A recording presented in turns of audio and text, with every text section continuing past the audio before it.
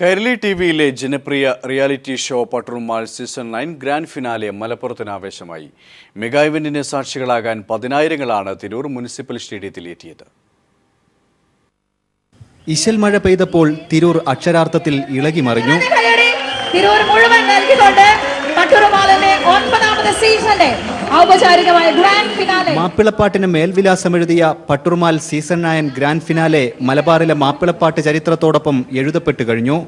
ഇശൽ പോരാട്ടത്തിൽ അവസാന റൗണ്ടിലുണ്ടായിരുന്ന മുഹമ്മദ് യാഷിക്കും ശ്യാംലാലും പർവീൻ ഫാത്തിമയും നിതിൻ ജി രാജനും ഇസ്മയിലും അബ്ദുറഹ്മാനും മലബാറിലെ ഹൃദയഗാനങ്ങളുമായി എത്തിയപ്പോൾ മുനിസിപ്പൽ സ്റ്റേഡിയത്തിലെത്തിയ പതിനായിരങ്ങൾ ആവേശഭരിതരായി.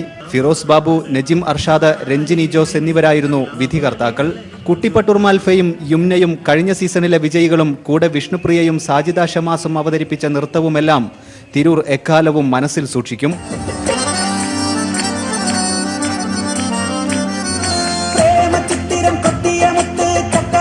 ചടങ്ങിന് ആശംസകൾ നേരാൻ കൈരളി ടിവി കുടുംബങ്ങളോടൊപ്പം സാംസ്കാരിക രാഷ്ട്രീയ രംഗത്തെ പ്രമുഖരും സന്നിഹിതരായിരുന്നു.